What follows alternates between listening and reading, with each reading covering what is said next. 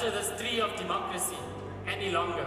27-year-old Mangera was not even born when South Africa held its first post-apartheid democratic elections 30 years ago this month. He believes that the younger generation needs to participate in the political process and run for an office so that they can create change in their country. Lots of young people are disillusioned and actually feel like the system is not geared in their favor, and rightfully so, because you see a parliament full of old people, you see no genuine youth representation in leadership, and so you feel like you have no place, and so it is very difficult. Mangera began his career as a youth activist and community organizer. He helped to form the National Youth Coalition, a collection of young activists who focused on climate change, anti-racism, service delivery, and democracy-building initiatives. Mangera has recently entered politics by co-founding a new political party called Rise Mzansi. It's a party which encourages active citizenry and has promoted young people into its leadership positions. According to research done by the Parliamentary Monitoring Group, people aged between 15 and 34 constitute over 63% of South Africa's population, yet they hold only 9% of parliamentary seats. The average age of members who currently occupy parliament seats is 59. There is a growing call for more youth representation in South African politics ahead of the general election on the 29th of May.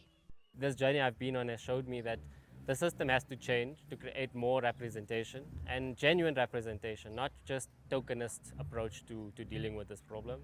But also the barrier is that young people need to take ourselves seriously.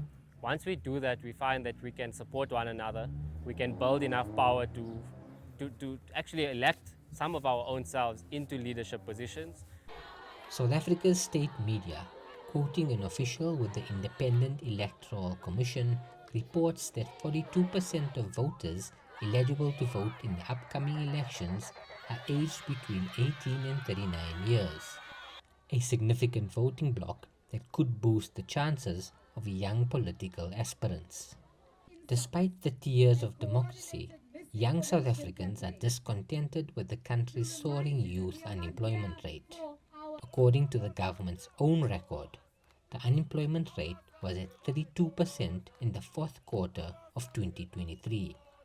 During that period, unemployment for youth aged between 15 and 34 increased to 44%.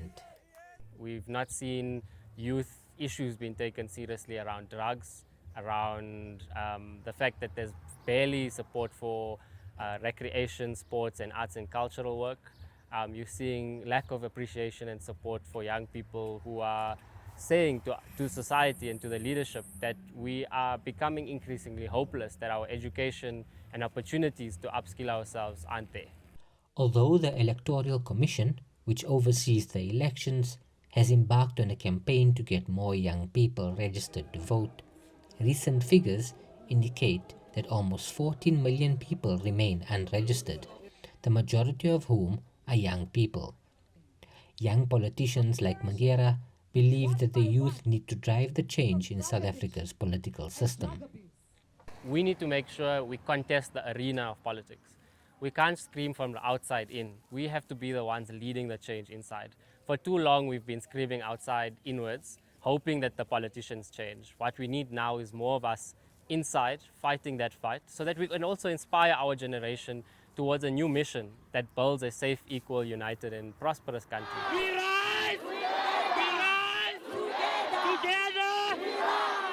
As the election draws closer, Mangera and his newly formed political party will face a challenging environment as they attempt to compete with older and more established political parties like the African National Congress and the Democratic Alliance. Election officials say that nearly 28 million people are registered to vote for the upcoming elections, the highest since 1994. An opportunity for young voters vying to capitalize on the chance to shape South Africa's future political landscape. Ihsaan Haffejee, VOA News, Johannesburg, South Africa.